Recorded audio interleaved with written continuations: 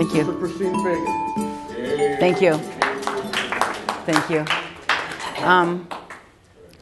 I kind of, contrary to popular belief, I'm not retired. A couple years ago, I had my 50th Jubilee as a religious. So that was it wasn't retirement, it was Jubilee. So anyway, if maybe you've had a chance to look at what's up here on the screen a little bit, what are some of the words that jump out at you as you see that word cloud about diversity? Culture. Integration. Demographic. Charitable. Respect.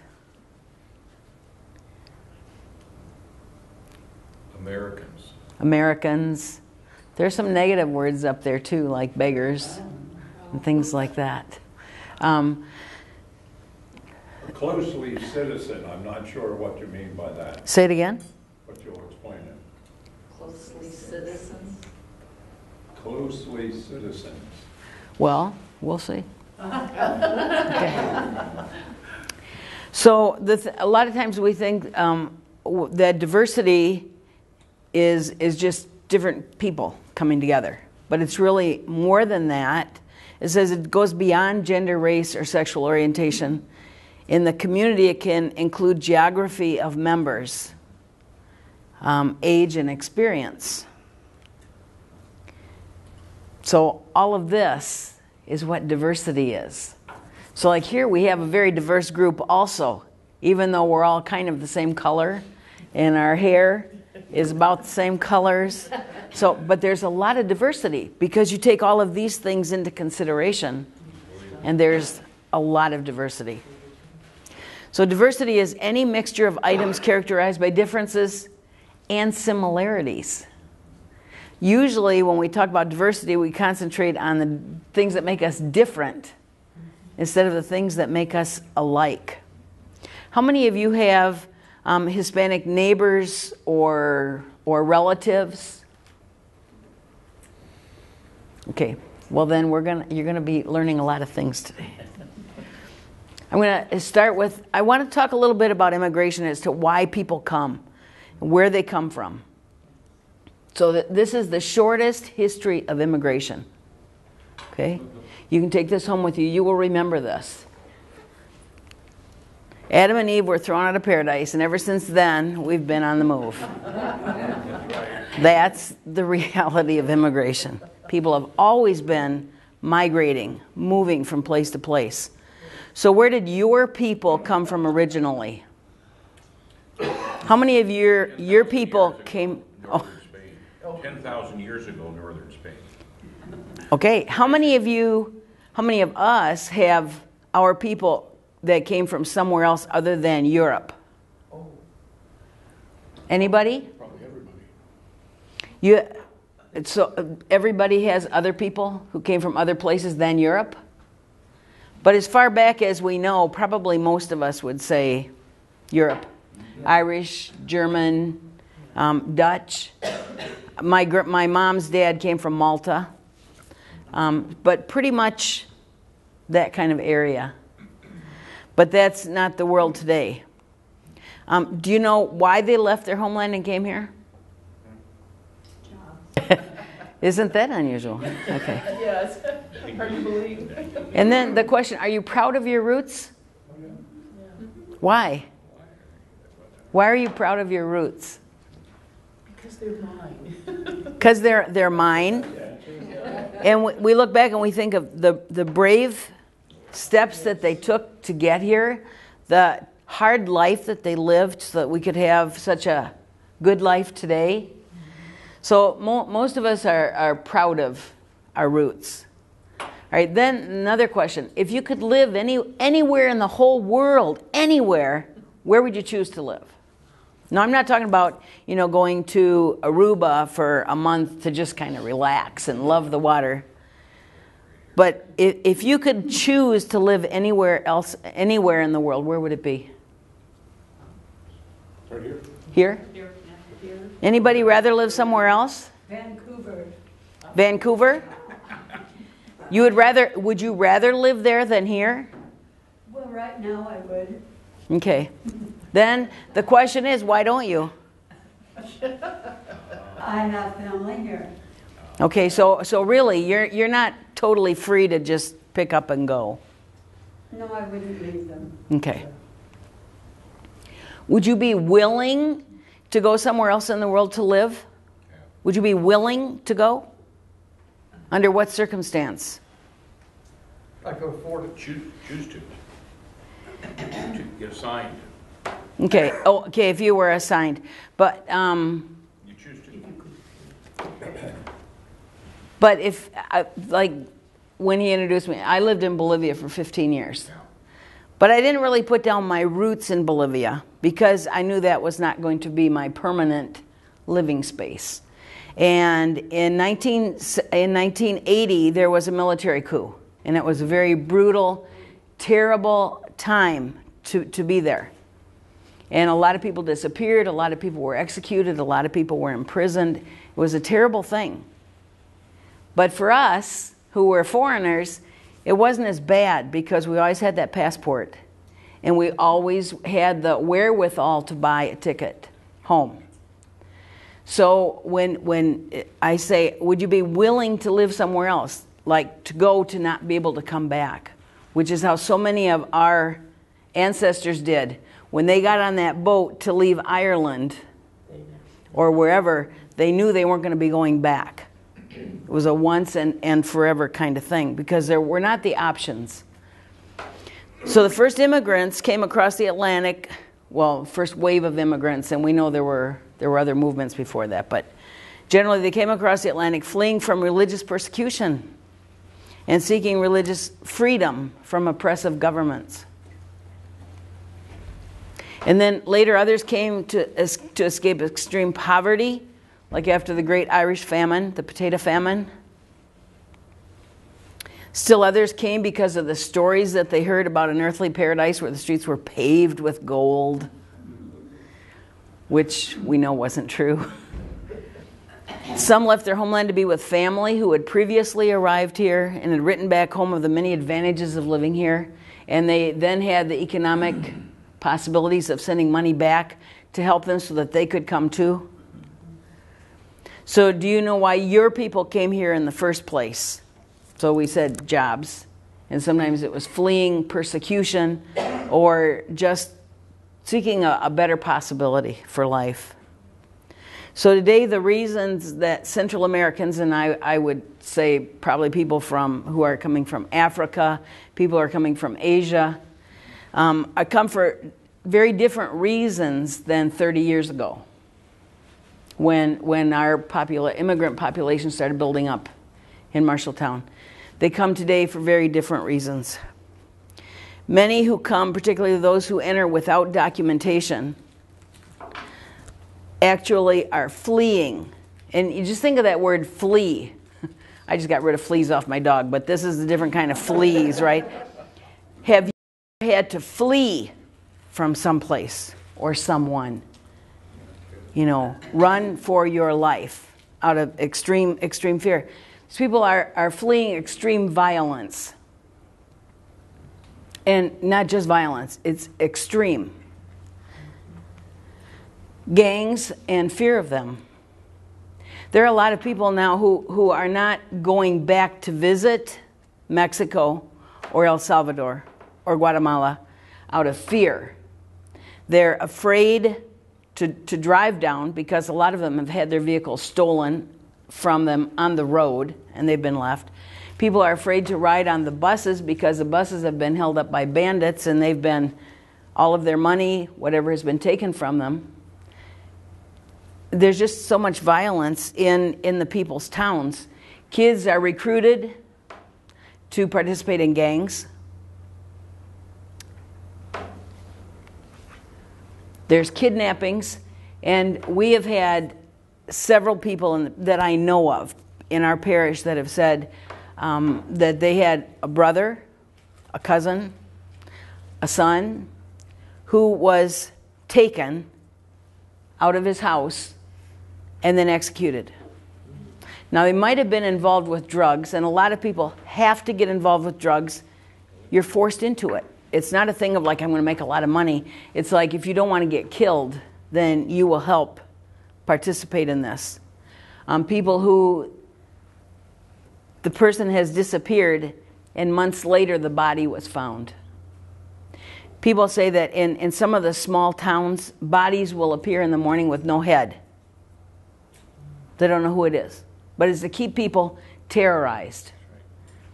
So people are living with that all the time, and people are here praying that that's not going to happen to their family that's back there. And then situations of extreme poverty. How many of you have traveled outside of the U.S.? How many of you have traveled outside the U.S. and gone to some of these little tiny places? It's one of the things to go on a tour, and they show you all of the historic places and all of these beautiful things. And it's another to get off the beaten path and to see the way that the people really live. It's a whole other reality. This is a few lines that are taken from a British Somali poet. And he says, "No one leaves home unless home is the mouth of a shark. You only run for the border when you see the whole city running as well. You have to understand, no one puts their children into a boat unless the water is safer than the shore." It's really a scary thing. But this is the reality. This is why people are coming here. This is a safe haven. So according to Merriam-Webster, the definition of an immigrant is a person who comes to live permanently in a foreign country. Not a migrant, but an immigrant. For example, and this is interesting, this is the phrase that they use to point it out. They say, they found it difficult to expel illegal immigrants. They couldn't have found a better phrase to use immigrants in a sentence, but that's it. This is a world view. There are 665.3 million people worldwide forcibly displaced. Forcibly displaced. Roughly the population of France. This is like at any given time. There are that many people. It doesn't mean that today you're running, but you are displaced. You are a displaced person, whether you're here or there or wherever. Well, internally displaced is also within the country, people who can't leave, but they've fled to a safer place. They've fled from their town to be in the next place where it hasn't been bombed out yet. So 21.3 million are refugees. So we'll talk about what refugees are in a little bit. 40.8 million are internally displaced. And then 3.2 million are asylum seekers, and I'll talk about asylum seekers. So when we talk about the caravan that's coming up here very slowly, which has dropped off from 7.2 thousand to like 2 point something thousand, because Mexico has also helped a lot of those people get asylee status, which it's a really good thing. But I can't remember what I was going to say now, but I will probably remember it later. Anyway, so a refugee. What is a refugee? One that flees, especially a person who flees to a foreign country or power to escape danger or persecution. Refugee. Oh, I know what I was going to say. Talking about getting these people at the border and putting them into tent cities until there's some kind of resolution or whatever. If we think about the people that are refugees, the refugee camps, like a lot of people from Burma have come, not directly from Burma or from Myanmar, but they've come from Thailand or Cambodia, where they have lived as refugees in tent cities or worse for 5, 10, or more years. They say the average stay of a refugee in a refugee camp is 7 years. Average, that means some are way more than that. So one of the questions asked to determine whether or not did I skip one? No, I don't know how. Okay. An asylee, somebody who is seeking asylum because they can't go back to the place that they left, are you afraid to return to your own country?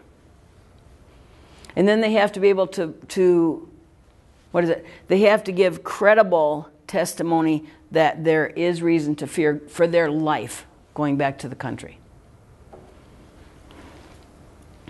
An asylum seeker is a person from fear of persecution for reasons of race, religion, social group, or political opinion has crossed an international frontier into a country in which he or she hopes to be granted refugee status. Probably, well, about 17 years ago, there was a young woman from Indonesia who was living in Marshalltown, and she had come as an asylee. Because in 1999, there was a lot of turmoil and extreme violence in Indonesia against non-Muslim people. So I went with her to her last court hearing in Omaha. They flew in an interpreter from Los Angeles to interpret for her. She speaks French very fluently. She speaks English very fluently. But the interpreter had to interpret in Indonesian for her. Anything the judge said had to be interpreted for her into Indonesian. Anything she answered had to be interpreted into English. And the reason was so that if she were denied staying here under asylum, she could not appeal it based on the fact that she didn't understand or she wasn't understood. And when the judge had heard everything, he said, "I will grant you asylum." He said, based on 4 things. 1, you're in a country that's 97% Muslim and you are a Christian. You are a woman where women are held down, and not being a Muslim, you're very obviously not of that religious group. You're an upper social class person, and so that would put you at risk in a country that's basically very poor. And thirdly, you have more Chinese features than Indonesian features, which would put you at risk. And so he granted her asylum.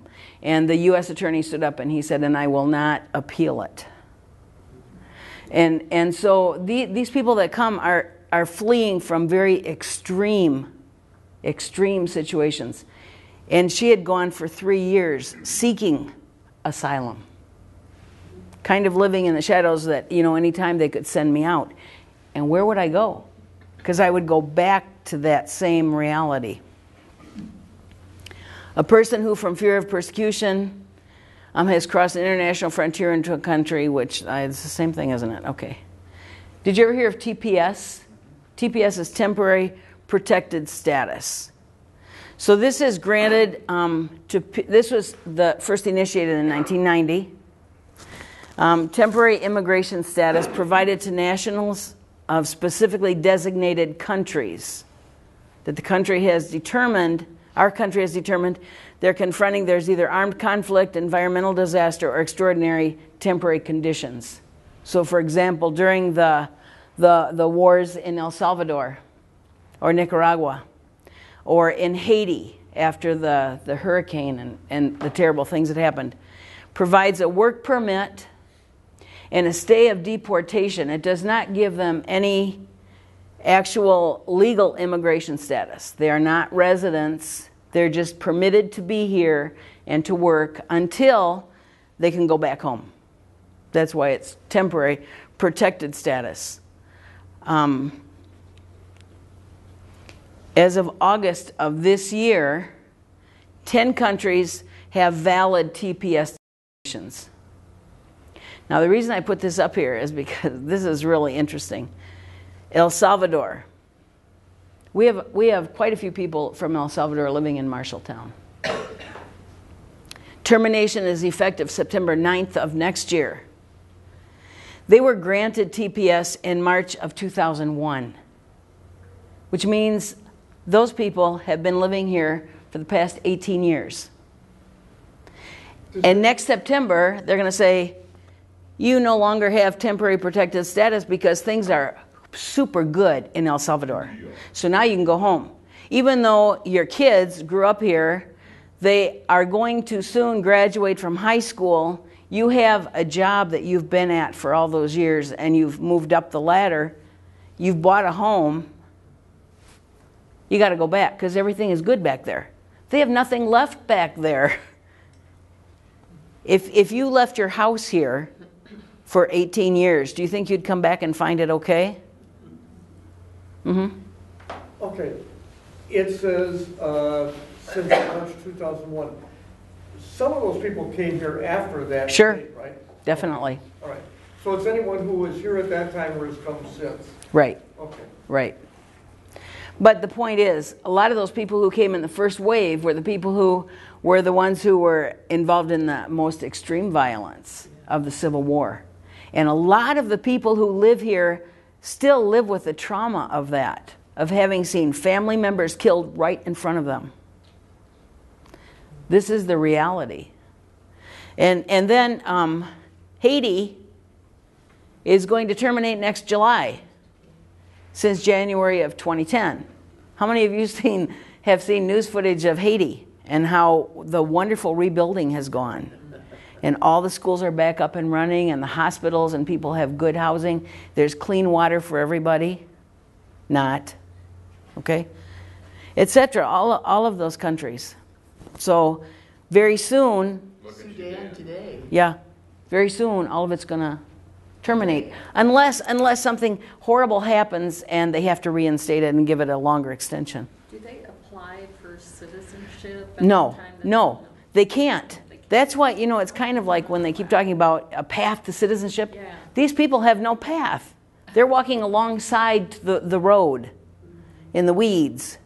It's like nobody's bothering them because it's legal for them to be here, but they have no status. Which brings us to the next thing, which is DACA, Deferred Action for Childhood Arrivals. Deferred action means we're not going to take any action toward deporting you right now. We're deferring that. It's kind of like, we'll wait and see. But meantime, we're going to let you work. We're going to let you go to school. We're not breathing down your neck, but it's temporary. So there's no path to citizenship for these kids. There's nothing. All it is that we're not going to deport you now. No, if they were born here, they're okay. If they're born here, they're U.S. citizens. Okay, which brings me to another thing. But I don't want to get way ahead of myself. A 21-year-old kid who was born here cannot apply for their parents. That's right. To become citizens. That's right. Okay? Because the parents, and I'm not an immigration attorney, and the immigration law is second and most complicated after tax law, which is going to be made a lot simpler, right? But one of the things is that once people have been here illegally, undocumented, for more than a year, they are deported with at least a 10-year bar, which means they cannot apply to come back for at least 10 years. So if this child has become 21 years of age, they want to apply for the parents have to go back to Mexico for 10 years. And then they can come up. So when they keep saying, come up, do it the right way. Yeah. Get in line. Do it the right way. We'd love to have immigrants come in, but do it the right way. Anyway, okay.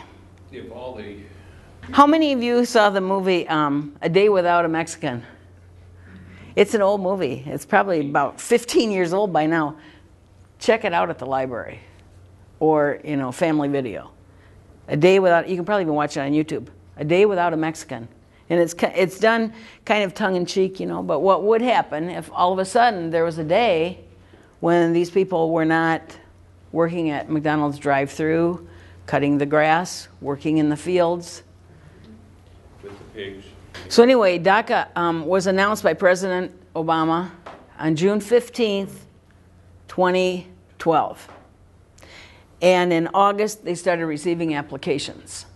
Okay, now, it's just kind of interesting to know the documentation that those people had to provide. Okay, they had, first of all, the proof of identity. Your high school ID card or something that you're using that has your identity on it with a picture. Proof that you came to the U.S. before your 16th birthday. Proof of presence in the U.S. on June 15th, 2012. Now just think, if 3 years ago, you had to prove that you were here in the U.S. on June 12th. What would you look for? How could you prove that? It's not good enough to say like, well, my sister said I was here because we were at a birthday party together. It's like, no, that's not good enough. So what kind of documentation could you provide? School records? School records, but remember it's June 12th, school's out. So we can't prove that you were at school that day. It says before, so you could. No, that you were there on June 15th. So people got really creative. Phone records, you know, if text messages on your cell phone, that was Facebook messages, checked out something at the library, paid an overdue fine. But people had to really, really get creative, you know, or maybe the school was out so they were on a soccer team and they had practice that day so the coach could write a verified letter. So anyway, proof of that, proof that it was June 12th of 2012 that Barack Obama said, we're going to do this. And so on when this came out in August, and they said, this is what you need to have, people had to figure out, how can I prove that I was here on June 15th? So, proof that you continually resided in the U.S. since June 15, 2007. Proof that you resided here without having left the country. So there's school records, doctor's records, things like that. And also, another thing they did like with school records, finally they said, okay, you were at school every day the year before and the year before that, and you were registered for the fall or whatever, so obviously you were here at that time. Proof of your student status at the time of requesting DACA, and then proof you're an honorably discharged veteran of the Coast Guard, Armed Forces of the U.S., or whatever, blah, blah, blah. So there was documentation, there is documentation. People cannot apply for DACA now, but they can still renew their DACA, not knowing what's going to happen to it. It's not free. Well, actually, this is the catch-22. It's free to apply for it, but at the same time that you apply for it, you have to apply for your work permit. And your work permit costs $480. So it's not free, but you do get a work permit. Now, research has shown that DACA increased the wages and employment status of DACA-eligible immigrants. Obviously, now these kids who had been working kind of, and not just kids, because these were people up to like 35 years of age, could apply for this. They had jobs that were really low paying or no paying, and now that because they had a work permit, they could get a job where they could actually be paid what they should be paid. And improve the mental health outcomes of DACA participants and their children. You can imagine what a relief it is when you know that nobody's going to come to your door and say, you're out of here. Or we're arresting you because you don't have legal documentation. You're not supposed to be here. It also reduced the number of illegal immigrant households living in poverty. Just imagine if you could not work legally, how are you going to maintain your family? Doing whatever. DACA has not been shown to have major adverse impacts on the employment of native-born workers. But that's one of the big arguments that you hear. They're pulling everybody's wages down. It's like, no, they're not. And almost every company here in Marshalltown at some point has asked me to recommend young people that I think would be good on their workforce. A lot of places have asked, are there some people we could recommend to be on our advisory board? Because they want the diversity, because that's the face of our community. There are 27,500 people, I think, in Marshalltown, according to the last census. And it's like, and again, this is, we don't really know, because how many people really did the census. But there's a high percentage of Hispanics. It's not quite 20%, I think it's like 18%. And you know about the 2020 census questions? There are questions about citizenship. There was a lot of protesting that, because by saying, you know, are you a citizen, yes or no? Why are you asking? What's the next step? That's why, going back to DACA, a lot of young people did not apply for DACA because they had to put down all of that information of where they live, their parents' names, and all of that information. So it's like, I'm offering up all of this information, then what's going to happen to me? In 1986, President Reagan presented the amnesty program. And we have a lot of U.S. citizens today who benefited from that amnesty program. And it really was amnesty. It was kind of forgiving the past, and we start now, and we move ahead. We also have And- to pay a lot of money to get inside of that. Oh, sure. And for the amnesty, people had to prove that they had been here. They had to have letters from their employers. They had to say all of the names they had ever used, and all of this sort of thing. And there were a lot of people who did not take advantage of amnesty because they were so afraid it was a trick. It was a trick. And so some of those same people, you can imagine when DACA came up, it was like, don't do it, don't do it. But fortunately, a lot of people did. So then we had this thing happen on July 19th, 2018, remember? It was the day the tornado blew through Marshalltown. I call it the Great Equalizer. It's a great equalizer. A lot of homes, especially in the northeast part of Marshalltown, were damaged, some beyond repair. People are still really traumatized by this whole thing. There's my neighbor, her husband is a pilot, an instructor, pilot, and he says as you fly over Marshalltown, you still see all kinds of blue tarps, all kinds. People that still have, and people are so afraid because now the weather is going to change. They don't have windows repaired yet. They don't have the roof fixed yet. They've got structural damage that, when the red posters went up on the doors and said, this shouldn't be occupied, but what it was for people to get a structural engineer to look at it, make a plan, present it to the city, get it fixed, have the structural engineer come back and say, you got my blessing, it's done good, now you're okay. What happened was we started looking for structural engineers. There are 2 in Marshalltown. And one was so busy he wasn't taking any more people, and the other one was having a medical intervention the next day. So what do you do? One lady she had pictures like it's a corner of her basement. The wall was crumbling. You could see the dirt from the outside. Another woman, I went to her house and it was on the 2nd floor. There's this much space between where the floor ends and the wall is. The wind just sucked it out. So to find an engineer who could make this plan and present it to the city by October 20th, people were really, really afraid. And we did find a guy in Des Moines. So I'm going to talk to God about him because he really helped us out a lot. But so many people said they were so impressed with the white people who came through the neighborhoods shortly after that, and they brought water, and they brought food, and they brought things that people needed. And they said we don't even know who they were.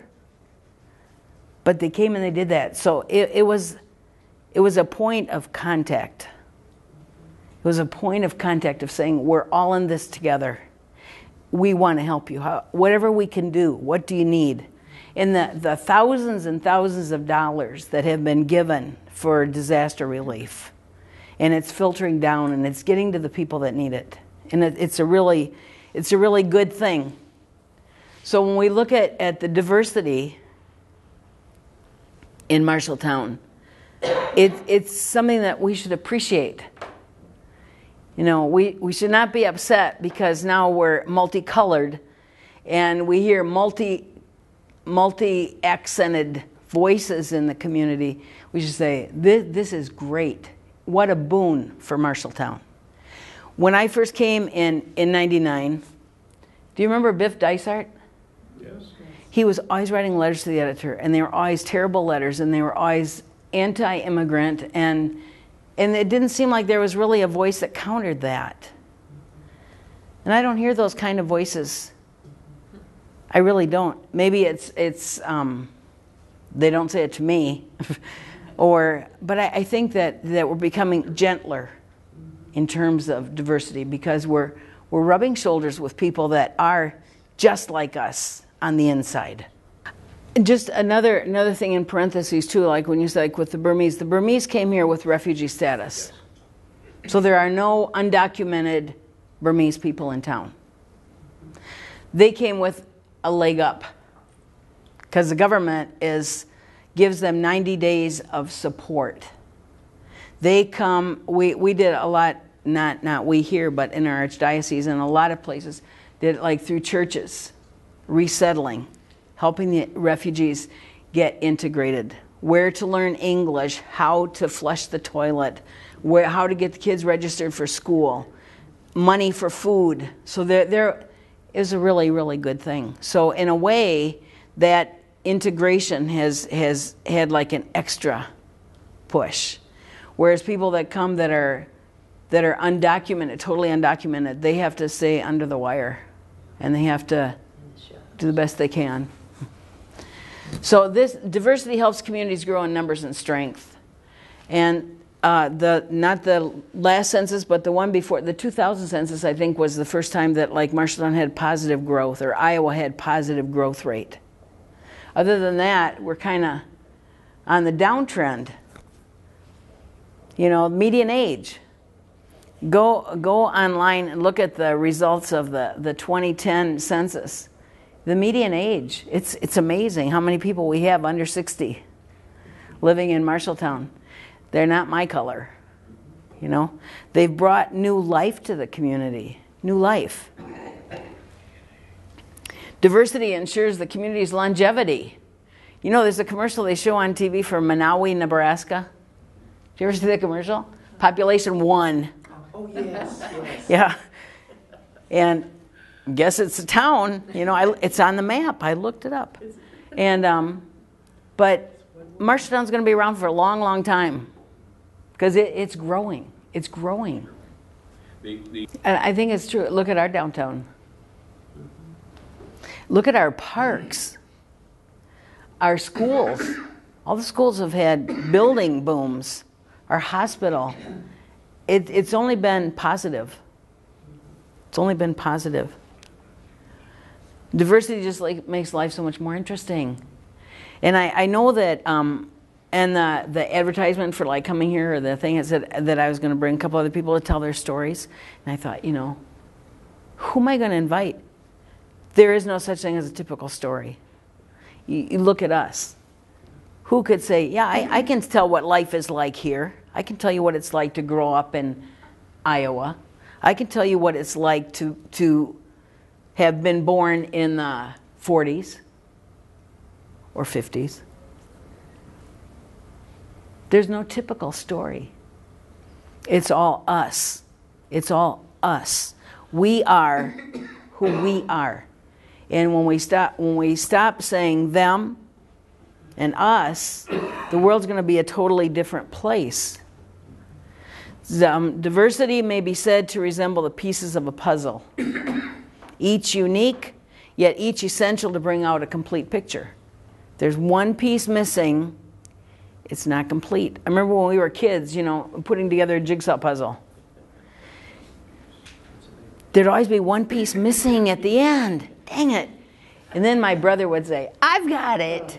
And he got to put that last piece in, you know. But that is it. Marshalltown looks totally different today than it did when you were in school. And it probably looks real different today from what it will look like 10 years from now or 20 years from now. But it's all for the good. It's all for the good. So, final message is embrace diversity, because it is not going away. It's not going away.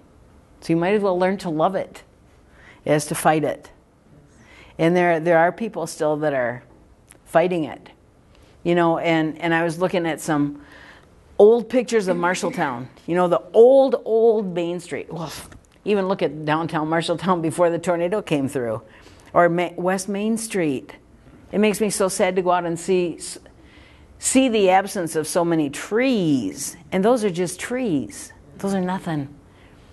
I've had the real privilege of kind of helping people through the tornado thing.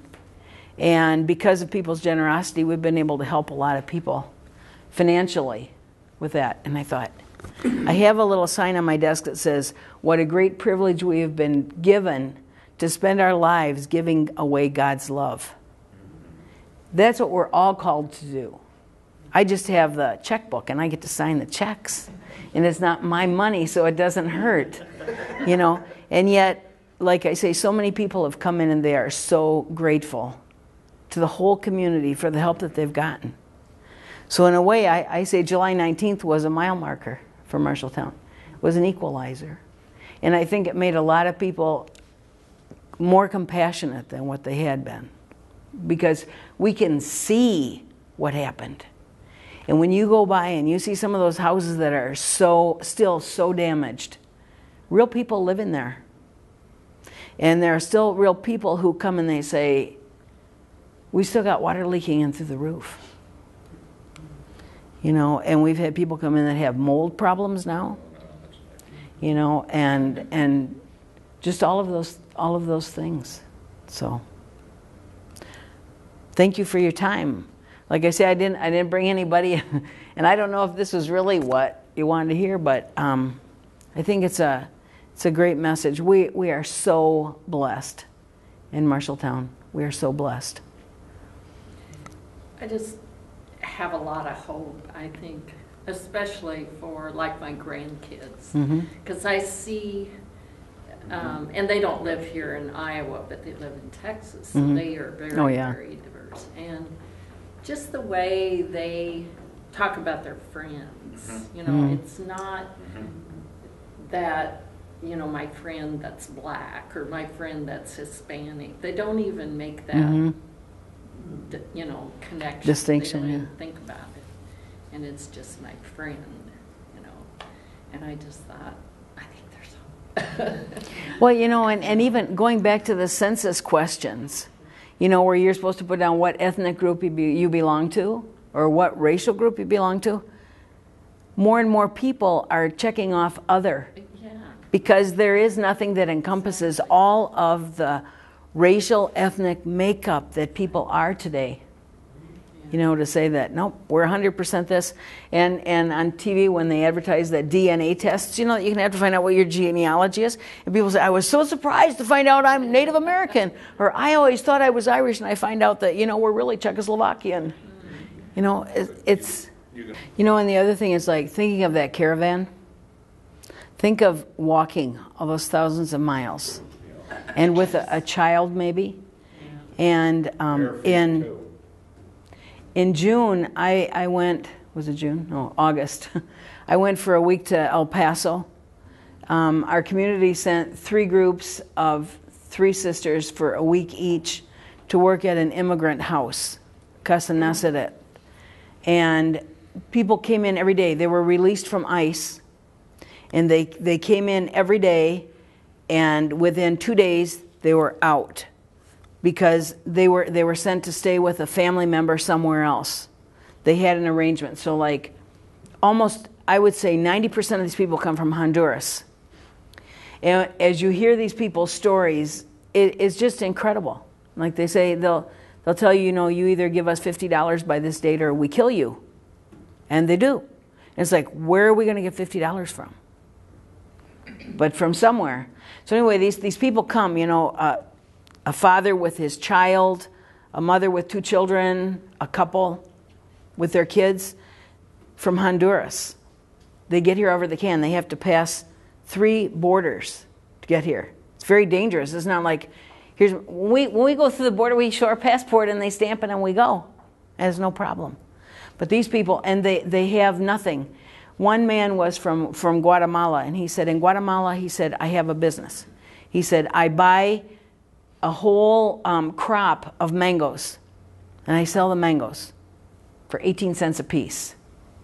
And he said, I barely make enough money to pay my workers and the truck. He said, I might end up with $600 at the end of a whole season. He said, and so that's why I'm coming, because I don't want to lose that business, and I want to work here so that I can keep that business going in Guatemala. And he said, and the other thing is, he said, if I get sent back, he said, I borrowed $5,000 to get here. They will kill me, because who are they going to borrow that kind of money from? Drug people. And your life isn't worth anything, especially if you're not going to pay me back. So he was really afraid that he would be deported back back to the place that he had left. That's so dangerous. And so when I hear President Trump saying, these people that are coming are gang members and they're violent people and they're coming to do us harm and we've got to protect ourselves, it's like, those are not these people. Those are not these people. It goes back to the people that are fleeing for their lives, and they are fleeing. Costa Rica doesn't need to come. They're taking care of their people. Costa Rica is one of the only countries in the world that doesn't have an army. Right. All of their money goes into education. And they've got work, not migrant work. They've got work for their people. They have plantations, and they have tourism, and people are thriving. They don't come because they don't need to come. And wouldn't that be great if we could help those countries become like Costa Rica? Instead of spending our money on building a wall and keeping people out, help them to be able to stay home. I think you would be hard-pressed to find someone who has come here from Central America who would not have rather stayed home, all things being the same. All things being the same. Not that they could live just like we do, because this maybe works for some of us, but it wouldn't work for everybody in the whole world. But for them to have adequate means to be able to live, they would rather stay home. That's why I asked that question in the beginning. Would you be willing to live somewhere else and not be able to come back? Probably not, because there's no better place. The other thing is you're coming here. Again, these people that were being moved through these immigration houses in El Paso, they had a place to come. They had a sister in New Jersey. They had a cousin in Colorado. They had a connection. So it's like, okay, so I'm not just going to see how it works out, but it's like I've got a connection. Might be a pretty skimpy one, but I just asked the question. Yeah. It seems kind of unusual when you've Well- got a country that's prosperous and they're taking care of their people and they're that much closer. Why wouldn't you be migrating there? I know, like in Bolivia, I left Bolivia in '94, but there were a lot of people from Bolivia who had grandparents who were Japanese.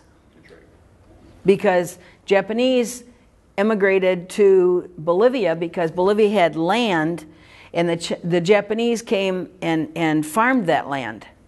As a matter of fact, it's called Okinawa, Bolivia. And so if people could show that they had a relationship, a blood relationship with someone, they could apply to go to work in Japan for up to 2 years. A lot of people did that because they made a ton of money. Because the Japanese didn't want to do that work. Factory work and everything else, they'd rather pay somebody else, which for them was not big bucks, but for the Bolivians it was. And so people would go. And I don't know if they still do that, but now a lot of Bolivians have left Bolivia. They haven't come to the U.S. because that's a lot further. They've gone to Spain. Because in Spain, there's not the language problem. They speak Spanish too. And Spain has actually facilitated things for those people because they need the workers. And so like, okay, I'm working in Spain now, but my mother back in Bolivia, we need a refrigerator. So I go to this import-export house in Madrid, and I make the payments, and they see that my mom gets the refrigerator. So they've kind of made it into, it's a really good deal for everybody. And it's kind of like 20 years ago, 30 years ago, what Swift did is if I'm working at Swift and I want to go back to Mexico for a month to be with my family, they let me go for a month. And then I come back and they give me back my job. And they win too, because now I don't get benefits for another amount of time, and they've got a skilled worker. And I got to go to Mexico for a month. Well, thank you very much. I'm going to check out Costa Rica. Oh, it's a beautiful place. Oh, I know. I've been there too. But to check out what you're saying, we have a Greg Tweet. I don't know if you know who he is. His wife is from Costa Rica. Yeah. So check that out because that's an interesting question. It's an interesting question. Thank you. Thank you. Thank you. Thank you.